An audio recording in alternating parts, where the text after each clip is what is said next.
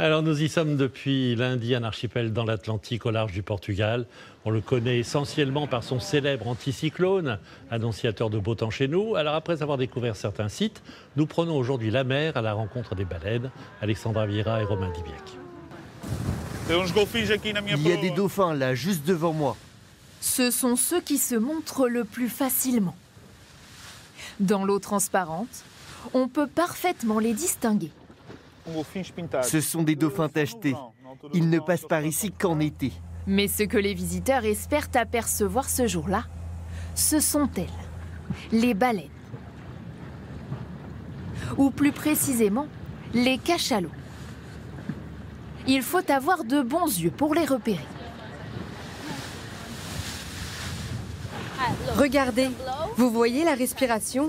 L'air ne va que dans un sens, donc c'est un cachalot.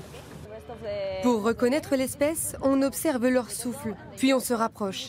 On peut aussi deviner la taille de l'animal à sa respiration. Si l'air est projeté très haut, par exemple, c'est qu'il est très grand.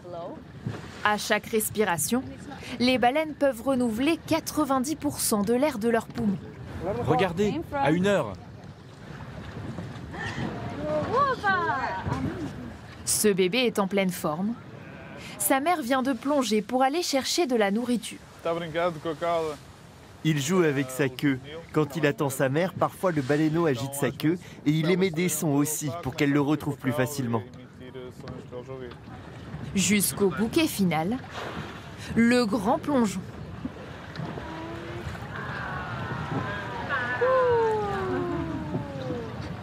Joli! Pour réussir à repérer ces animaux marins au milieu de l'océan, des vigies sont installées à terre. Vire vers la terre, vers Terceira. Tu vas peut-être réussir à les voir, celles-là. À l'aide de ses jumelles, il scrute l'horizon. Tous les bateaux du secteur sont connectés à sa radio. Les cachalots plongent entre 50 minutes et 1 heure. Moi, mon travail, c'est de savoir où ils sont. Alors quand ils plongent, je note l'heure, la distance, la direction pour les retrouver plus tard quand ils remontent à la surface. Attends, j'ai vu quelque chose bouger là-bas. Ce n'est pas facile, hein. Ce n'est pas comme si j'arrivais ici, j'appelais les baleines, venez par ici, venez. Il faut scruter l'océan pendant des heures et des heures. Si Antero sait si bien repérer les baleines, c'est qu'il a fait partie des nombreux pêcheurs de l'île qui chassaient cet animal autrefois.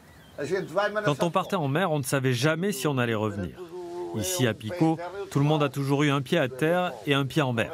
L'île était très pauvre et les terrains agricoles peu nombreux. La pêche à la baleine a duré près de 100 ans. C'est autour de 1860 que l'activité démarre aux Açores. Face à cet animal imposant, beaucoup de marins se blessaient gravement en mer. Ce sont des animaux immenses. Alors quand ils se débattaient avec leur queue, les marins avaient parfois le temps de se jeter à l'eau pour échapper au choc. S'ils restaient à bord, ils finissaient écrasés sous la queue de l'animal. Une fois tuée, il fallait ensuite transporter la baleine jusqu'au rivage. Elle pouvait peser jusqu'à 60 tonnes. Il fallait attacher la baleine à plusieurs embarcations et ramer toute la journée, voire toute la nuit, pour réussir à ramener l'animal jusqu'au port. Si les marins se donnaient tant de mal, c'est pour récupérer de l'huile, extraite du lard de l'animal. Elle servait à illuminer les villes européennes et à lubrifier les machines pendant la révolution industrielle. Dans la ville de Saint-Roch do Pico, l'usine est restée intacte. José Martinho a travaillé ici lorsqu'il était enfant. Ces immenses cocottes vapeur tournaient alors à plein régime. On travaillait jour et nuit. Parfois, on pouvait avoir jusqu'à 27 cachalots dehors, devant la porte. Et on n'arrivait même pas à tout faire.